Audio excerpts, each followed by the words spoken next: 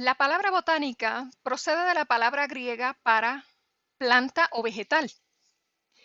¿Qué nos trae a la mente esta palabra? Tal vez árboles, maderas, hojas, flores, frutos, alimentos, cereales, por ejemplo.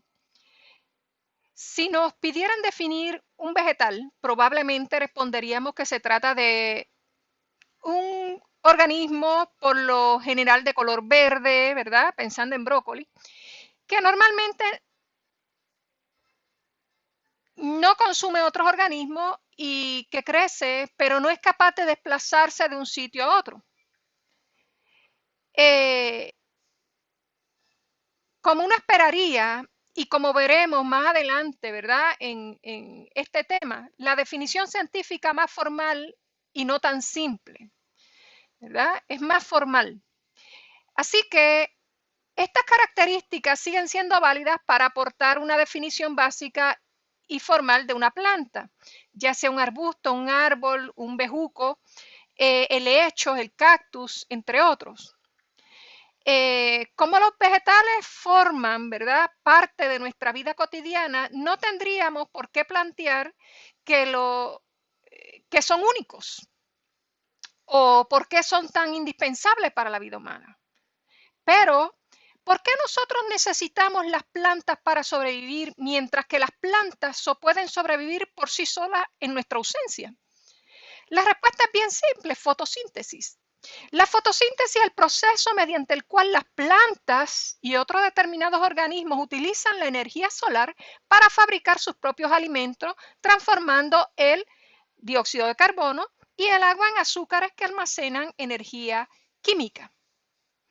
Los animales y otros organismos que no pueden llevar a cabo fotosíntesis pueden sobrevivir únicamente obteniendo, ¿verdad?, de forma directa o indirecta de la planta el oxígeno que éstas nos van a producir y muchos de sus azúcares. Puesto a que fotosíntesis, vamos a estar hablando de esta más adelante. La fotosíntesis nos proporciona el oxígeno que respiramos, como ya mencionamos, los alimentos que comemos y hasta las mismas moléculas de nuestro ser. Todos somos organismos impulsados por el sol de alguna forma. Sin la fotosíntesis, la vida en la Tierra sería extremadamente difícil, si no imposible, ¿verdad? Así que las plantas, además de proporcionarnos oxígeno, también nos proveen otros subproductos. De esta obtenemos alimentos, así que son nuestra principal fuente de alimentos, y no solo para nosotros, sino también para otros organismos. Muchas medicinas provienen de las plantas, como lo son los antibióticos, por ejemplo, ¿verdad? Desde tiempos ancestrales las personas son conscientes de que las plantas pueden aliviar los síntomas de múltiples afecciones médicas. Por ejemplo, la infusión de la corteza del sauce puede curar la cefalía, ¿verdad? Entre otros ejemplos que podemos dar y que quizás podemos discutir un poco más adelante. Pero las plantas también de ellas se puede obtener papel, se puede obtener madera para la construcción, se puede obtener algodón y otras fibras que se utilizan en textiles, ¿verdad? De las cuales obtenemos nuestras ropas y distintos otros productos. De estas se puede obtener carbón, se pueden obtener distintos subproductos energéticos a través de los cuales surge, ¿verdad?, lo que es el aceite crudo, entre otros subproductos. La botánica comprende muchos campos de estudio, ¿verdad? Algunos de ellos están aquí, los tenemos aquí escritos, pero hoy día los botánicos estudian muchos aspectos de las plantas. Los sistemáticos vegetales estudian la historia evolutiva de las plantas, otorgan nombres científicos a plantas recién descubiertas y participan en estudios para identificar y preservar especies. Los fisiólogos vegetales, por ejemplo, estudian el funcionamiento de las plantas, centrándose en aspectos como la fotosíntesis, la floración, la acción de las hormonas. La fisiología estudia la acción de los genes y los métodos para aislar aquellos que son útiles. Tenemos también que los anatomistas vegetales ¿ok? Analizan cómo se relacionan las estructuras de las plantas con sus funciones. Los paleobotánicos estudian la anatomía de los vegetales fósiles para determinar su relación evolutiva con las plantas existentes hoy día. Los morfólogos vegetales se interesan por los ciclos vitales de las plantas, en especial por la forma de reproducción. Los ecólogos determinan cómo se relacionan las plantas con otros organismos o con su medio ambiente, ¿verdad? Y cómo satisfacen las necesidades frente a las variables como lo son temperaturas, precipitación, el impacto del hombre en ese ecosistema. Los geneticistas investigan las transferencias de información genética de una generación a la otra y como ya hemos leído, ¿verdad? La biotecnología y la ingeniería genética pueden mejorar los cultivos en la agricultura. En los últimos años, estas disciplinas botánicas tradicionales se han interrelacionado, ¿verdad? Haciendo la botánica una ciencia interdisciplinaria. Por ejemplo, los ecólogos podrían hacer uso de la fisiología y la genética en experimentos dirigidos a estudiar un gen en particular, donde ese gen es responsable de producir un alcaloide que disuade a los insectos depredadores, entre otras formas de estudiar de forma interdisciplinaria la botánica. Desde los tiempos de la prehistoria, los seres humanos han buscado plantas mejoradas que suplieran su necesidad de manera más eficiente. La ciencia de la botánica se desarrolló debido a la curiosidad inicial acerca de estos organismos tan necesarios en nuestras vidas. La biotecnología se encarga de la obtención de vegetales y productos vegetales o plantas mejorados mediante técnicas científicas. Es tal el afán, ¿verdad?, que cuenta con una larga historia que tiene su origen en los primeros agricultores que experimentaron con diferentes semillas. La biotecnología moderna hace uso de la química y la biología. Como cualquier otro organismo, una planta contiene información hereditaria en forma de moléculas de ADN, ácido desoxirribonucleico, del cual vamos a estar hablando más adelante también. Y de esta forma, ¿verdad?, la secuencia de ADN que comprende información hereditaria se dominan genes y determinan las características físicas de un organismo. En años recientes, los científicos han sido capaces de mover y modificar genes para producir vegetales con unos rasgos deseados y un método biotecnológico relativamente nuevo, conocido como la ingeniería genética. De todo esto surge, ¿verdad?, cómo es o qué conlleva el método científico en la ciencia. Hace mucho tiempo, ¿verdad?, experimentos de Charles Darwin con tallos que detectaban luz fueron publicados, ¿verdad? Esos resultados fueron publicados en un repertorio de diferentes estudios científicos. Amén de sus resultados sobre la evolución, mediante la experimentación descubrió que el extremo de un tallo detecta la luz. ¿Verdad? Si se cubre el ápice, el tallo no crece hacia la luz. Si el ápice está desnudo, se tuerce hacia la dirección de la luz. Y todo esto mediante, ¿verdad?, lo que nosotros conocemos hoy día como el método científico, donde conlleva varias cosas. Primero, observación y recopilación de datos. A menudo los científicos reúnen información sin tratar de explicarla desde un primer momento. Por ejemplo, ¿verdad?, plantas en una parte de mi patio crecen más rápido que plantas en otra parte de mi patio. ¿Por qué es eso, verdad? Estamos observando algo.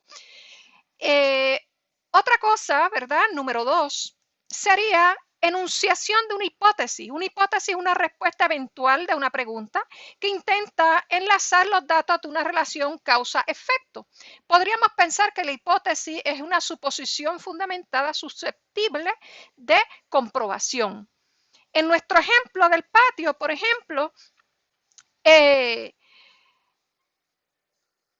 ¿por qué unas plantas están creciendo más rápido en un lado del patio que en el otro? ¿Verdad? Eso puede ser eso puede darse a que en una parte del patio es más rocoso, otra parte es más suelo.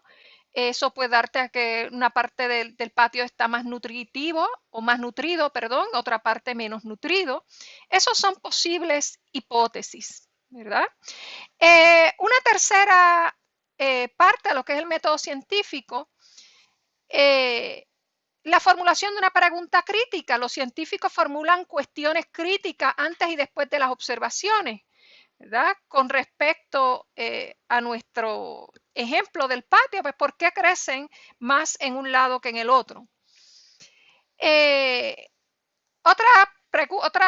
Una cuarta, ¿verdad? Enunciado dentro de lo que es el método científico, comprobar esa hipótesis. Cada hipótesis sufre comprobaciones críticas que pueden o no apoyarla. Las hipótesis deben ser al menos potencialmente falseables o incorrectas. La información de que las hojas permiten que la planta detecte la luz es una hipótesis, porque puede comprobarse. Para saber si las hojas detectan luz, podemos retirarlas o cubrirlas con papel de aluminio para si la planta sigue creciendo hacia la luz o no. Un quinto punto dentro de lo que es el método científico, ¿verdad? Aceptación, modificación o rechazo de esa hipótesis para determinar qué parte de la planta detecta luz o no, ¿verdad? En el caso de estas plantas que tenemos en el patio, que están creciendo unas en un lado, otras no, puede ser que haya demasiada sombra o puede ser que no estén recibiendo luz solar. Así que hay que pasar por varias series de proposiciones, comprobaciones y rechazos de hipótesis, ¿okay? Para poder comprobar qué es lo que está sucediendo como tal. Y por último, ¿verdad? Una vez nosotros tenemos todos estos datos experimentales para poder probar si nuestra hipótesis es cierta o no, ¿verdad?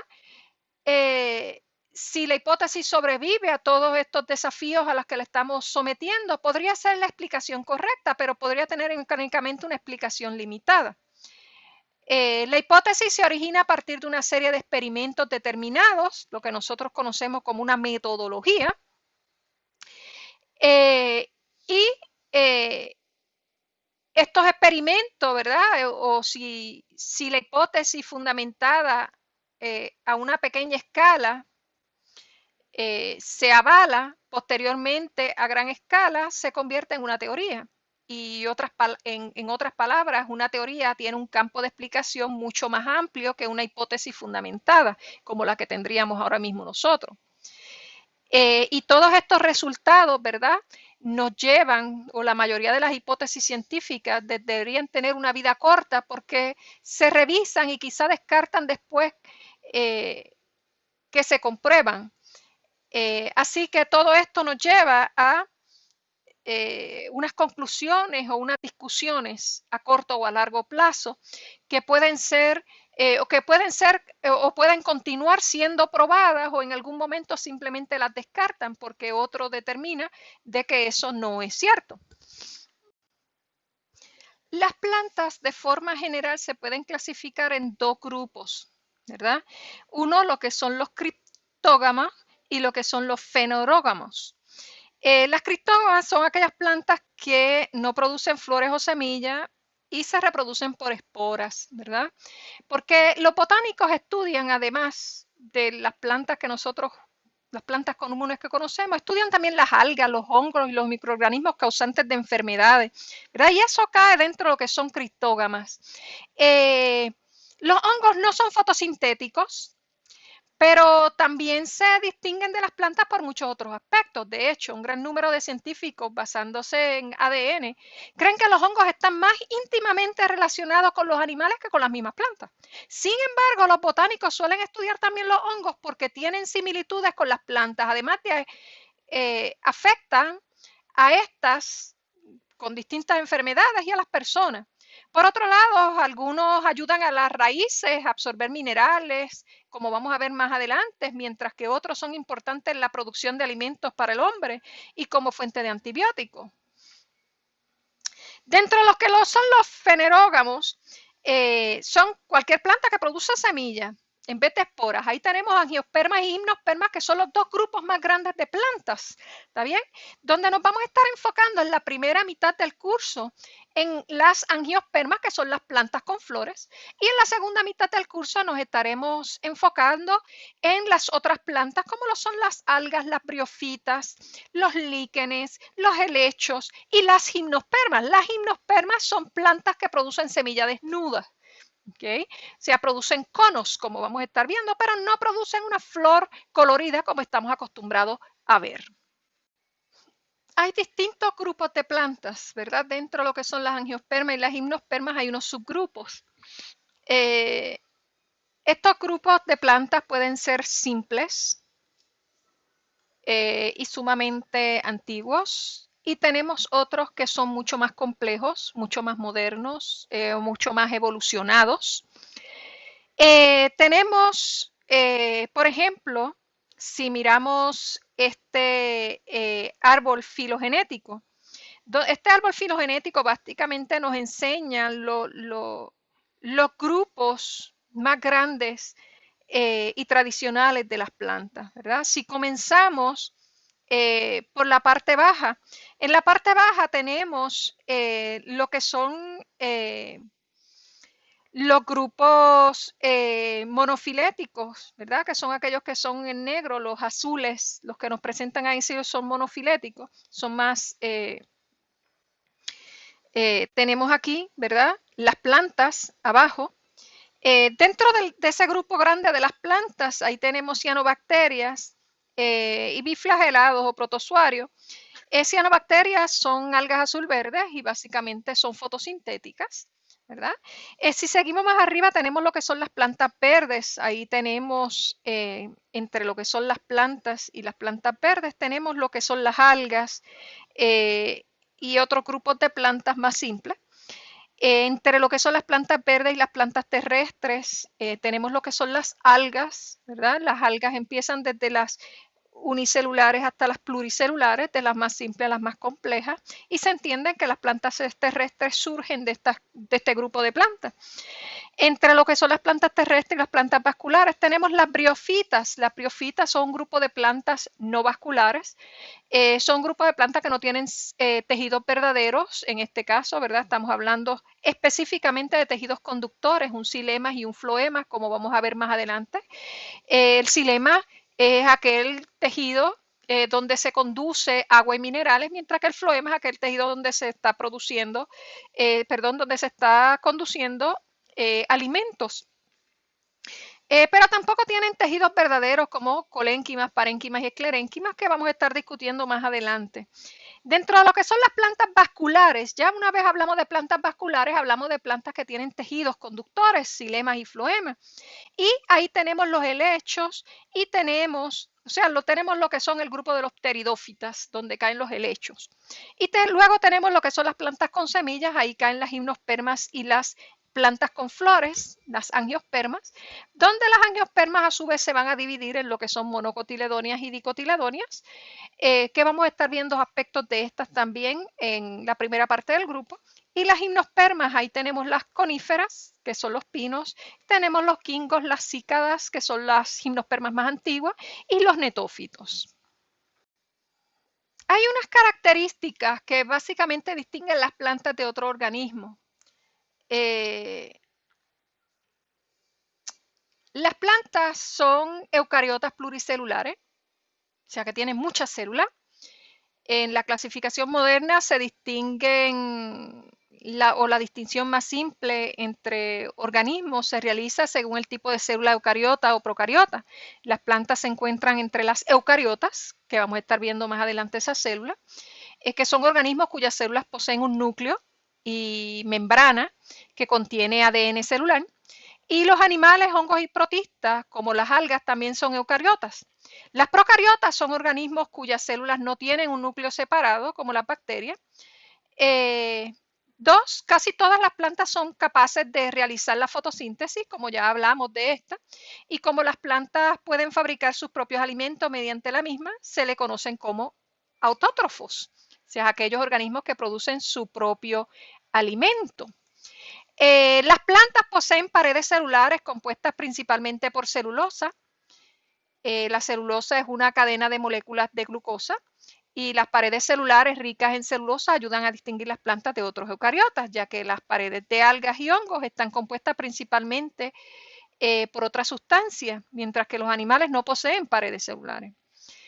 Las plantas presentan dos formas o fases adultas que se alternan para producir mutuamente.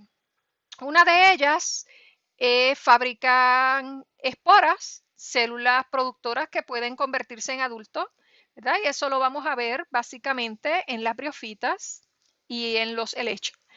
Y la otra forma adulta fabrica espermatozoides, células productoras masculinas, u ovocélulas, células productoras femeninas. El espermatozoide fecunda la ovocélula para crear un embrión que da lugar al organismo adulto. El embrión número 5, ¿verdad? Es pluricelular en las plantas y se encuentra protegido dentro de la planta madre. Los embriones protegidos evolucionaron como una forma de adaptación a la vida terrestre para evitar la desecación del embrión. Y son estas las características que distinguen a las plantas de las algas. Cada una de estas características no es inherente por sí misma a la planta, pero en conjunto todas son útiles para distinguir las plantas. La mayor parte de los animales, una vez alcanzan su madurez, solo pueden reproducirse mediante reproducción sexual, ¿verdad? Por el contrario, las plantas pueden concebirse mediante reproducción sexual o reproducción asexual, ¿verdad? Cualquiera de las dos, donde la reproducción asexual, un progenitor puede tener hijos idénticos a él, o sea, es una clonación como tal. ¿Okay? Así que las plantas o los órganos de las plantas los podemos dividir en lo que son vegetales, que son los que son responsables de nutrición, y los reproductivos, que son los responsables de reproducción de esta crear una o desarrollar una progenie. Si observamos lo que es la parte vegetativa, ¿verdad? Esta parte vegetativa comprende de tres estructuras principales, lo que es el tallo, lo que es la hoja y lo que es la raíz.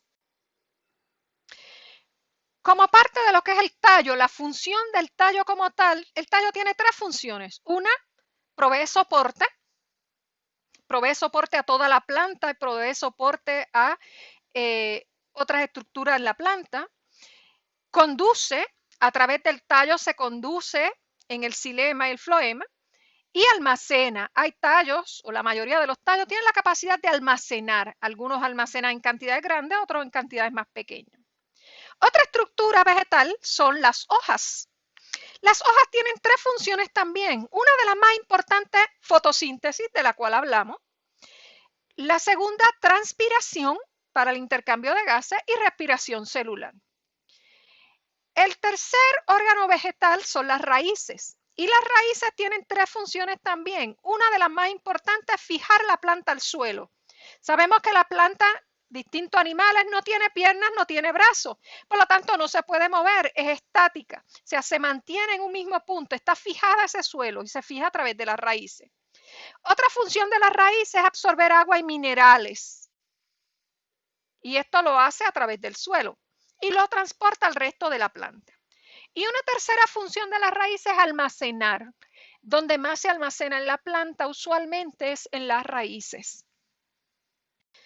Si miramos lo que son los órganos reproductivos de la planta, hay tres órganos importantes de reproducción en la planta. Una de las más importantes, ¿verdad? La flor.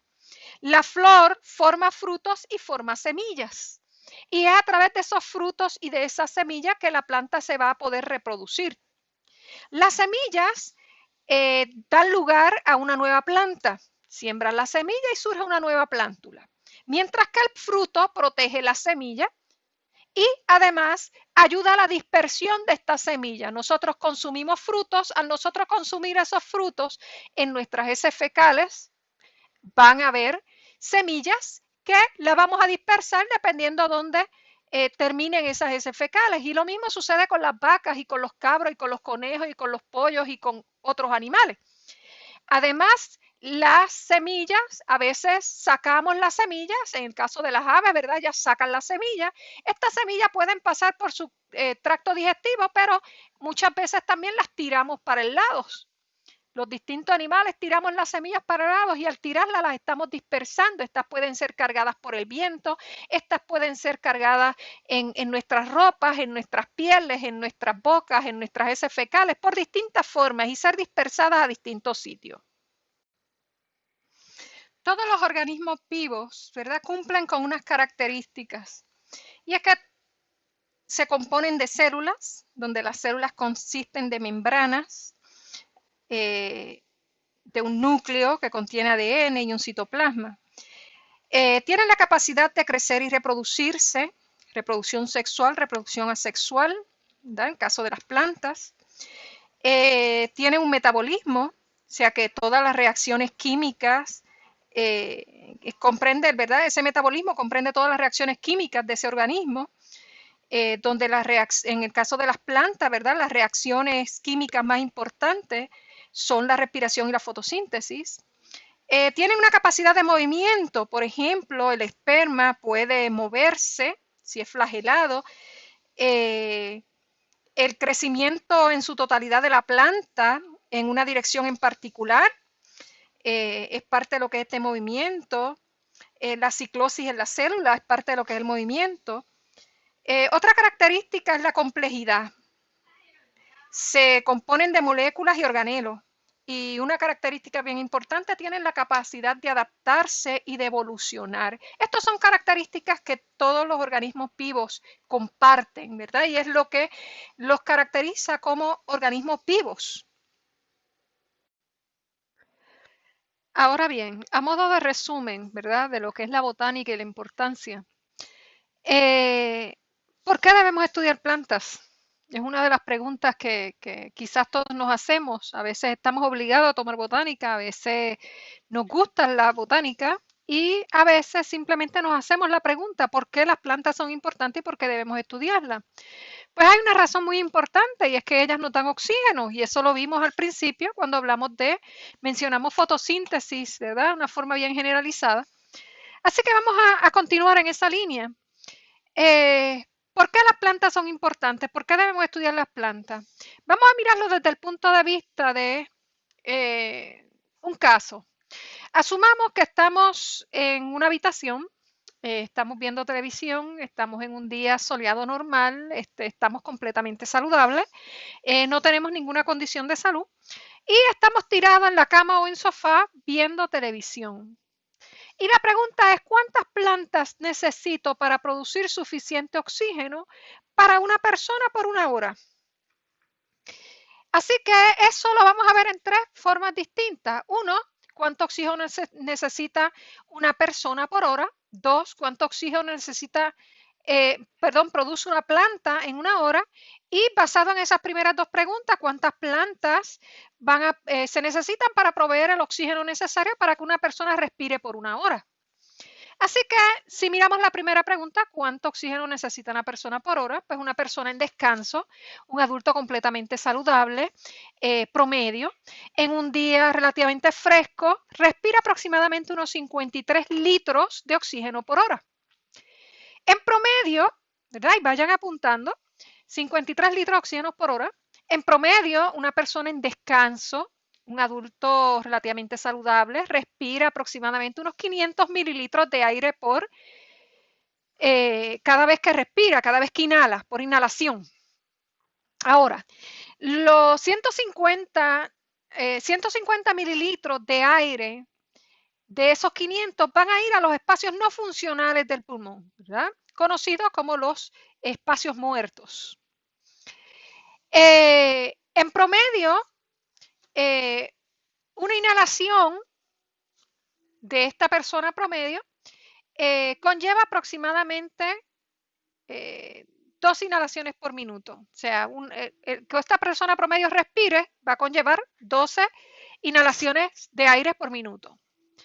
Así que la cantidad de aire que se respira por esta persona promedio, el cual va a estar disponible tiene 12 inhalaciones por minuto, lo va a multiplicar por 500 mililitros, que es lo que vimos en un principio, ¿verdad? Que una persona promedio respira unos 500 mililitros por inhalación, menos los 150 mililitros que van a los espacios muertos del pulmón. Así que en total tendríamos 4.200 mililitros por minuto por 60 minutos, ¿verdad? Para una hora equivale a 252.000 mililitros por hora. Así que cada hora una persona promedio saludable en descanso va a respirar aproximadamente 252 litros de aire, o sea, 252.000 mililitros por hora. En promedio, ¿verdad? En un día fresco, un día claro, solo hay disponible aproximadamente un 21% del aire, ¿verdad? Como oxígeno. Y eso es asumiendo que todas las condiciones ambientales están óptimas, lo cual hoy día sabemos que con el calentamiento global, con los cambios climáticos, eso no es así. Así que 21% del 252 litros de aire que esa persona necesita por hora equivalen a 53 litros. Así que en una hora una persona respira 53 litros de oxígeno. Ahora, la segunda pregunta es, ¿cuánto oxígeno produce una planta por hora? Así que las hojas producen aproximadamente 5 mililitros de oxígeno por hora.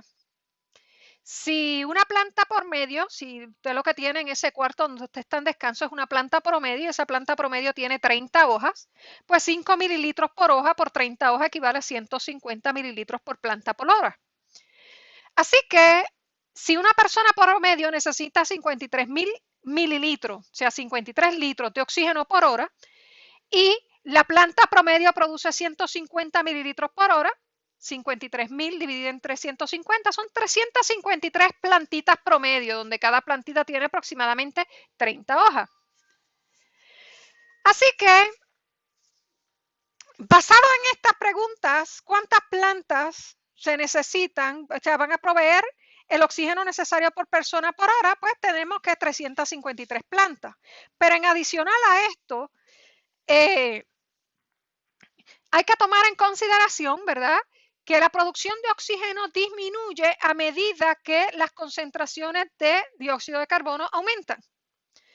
Así que, asumiendo que esta persona hipotética, completamente saludable y en descanso, está confinada a un espacio, en este caso el cuarto donde está viendo televisión, con estas 300 y pico de plantas que calculamos, estas 353 plantas que nosotros determinamos que son las que necesitan por hora, las concentraciones de CO2 van a estar aumentando debido a que la persona va a estar expirando, o sea, va a estar botando aire. Y lo que bota usualmente, ¿verdad?, es CO2. Esto va a inhibir la tasa fotosintética de la planta, la razón fotosintética, y no debemos olvidarnos de que la cantidad de luz que la planta necesita debe ser buena y así también la cantidad de agua. O sea que la planta tiene que estar bien hidratada y tiene que estar recibiendo buena luz, ya sea luz solar o una luz artificial para el desarrollo de la planta. Así que si no se están dando esas otras condiciones, tampoco va a haber una buena tasa fotosintética. Así que, aunque se necesitan aproximadamente unas 353 plantas por hora para que esa persona promedio pueda vivir, sabemos que esas 353 plantas pueden estar siendo afectadas por un sinnúmero de factores, ¿verdad? Así que es sumamente importante que estudiemos las plantas, las conozcamos, las entendamos y ayudemos a conservar.